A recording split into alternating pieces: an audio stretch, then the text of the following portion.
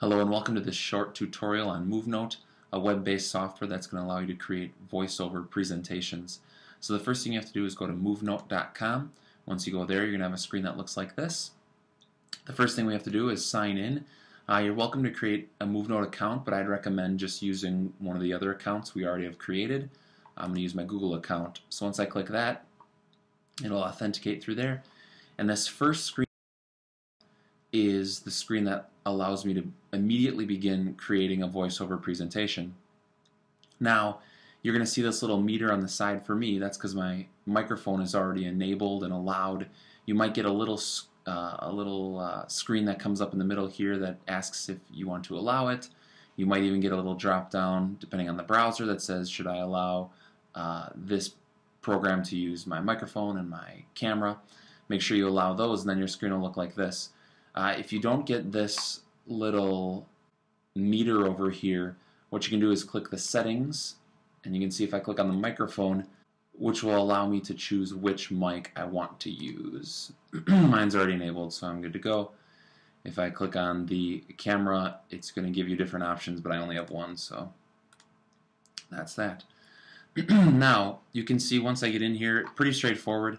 I can rename my presentation, so I'll call this Practice Presentation.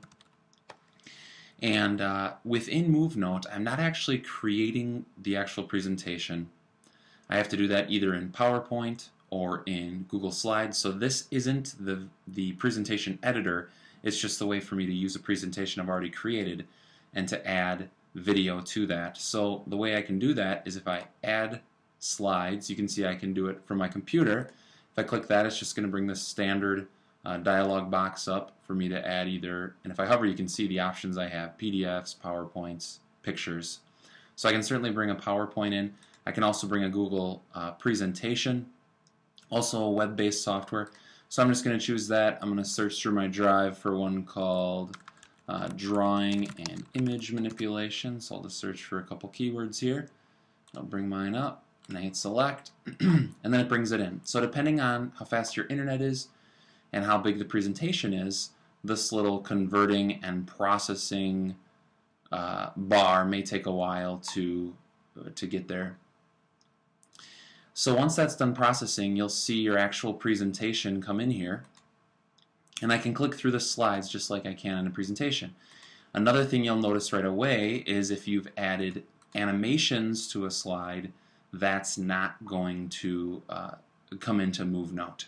So it's basically just taking pictures of all your slides and importing those into MoveNote. So don't spend too much time on PowerPoint adding all kinds of animations because you'll lose them all anyway.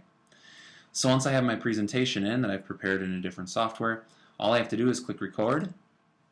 You're going to see it counts me in there on the side, and then as I talk you'll see the time continuing on, my volume meter still going, and from here I can advance slides and talk about my presentation, and I keep going and going and going. If I want to take a break, I can always pause it. You can see it said wait. You can see the time stopped, and then I can click resume. It's going to count me back in, and once again I'm going to keep talking and going to other slides. So once I'm done, I can either pause it or I can go straight to a save and preview.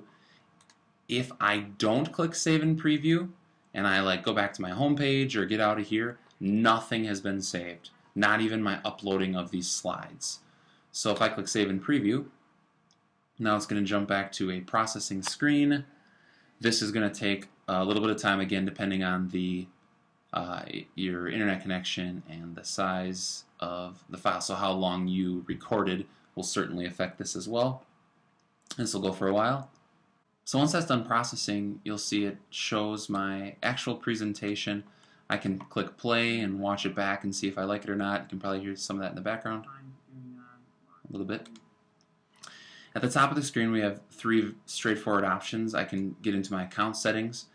I can create a brand new one, or if I click on archive, that's really just all of my presentations that I've created in this account. I can certainly create folders in here, but now I'm just going to jump back into the presentation I created today. And from here, it's fairly simple to share this with people. Right here is a link that I can copy, and if I go into a new browser tab that I'm not signed into, I can basically send this link to someone and they're going to be able to watch this. So I don't have to deal with certain sharing settings or anything like that. They can go ahead and watch it right here. Now if you click the little settings option, this is some pretty fantastic options. I can actually download this. If I click download, it's going to download an MP4 which will include audio and the video that I've recorded and the slides. Most free online programs won't give you the option to pull it out of their site and download it on your computer, so that's pretty fantastic. I can also drop it straight into Google Drive. Let me get out of here. Now one thing you should know, this little edit slides isn't really what you think it is.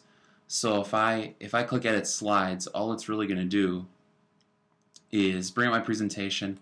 I can click this reorder, and all that's going to let me do, once it's finished loading, is I can basically move slides around and I can trash the slides. But here, let me just show you. If I delete a few of these, let me delete the first couple so you can see what happens here, is it actually keeps all of the audio. So none of the audio changes. It just waits to actually advance the other slides. So now if I preview, the length of the audio is still 27 seconds, and you see no slides are moving or anything. So pretty much what you have to do is you have to record it in one session and don't expect to be able to edit it after because that edit slides doesn't do what you think it does. So prepare your presentation well in PowerPoint or Google Presentation, bring it in, record all the audio, and then this is the link that we want to share out with others. So that's the quick how-to of MoveNote for creating voiceover presentations.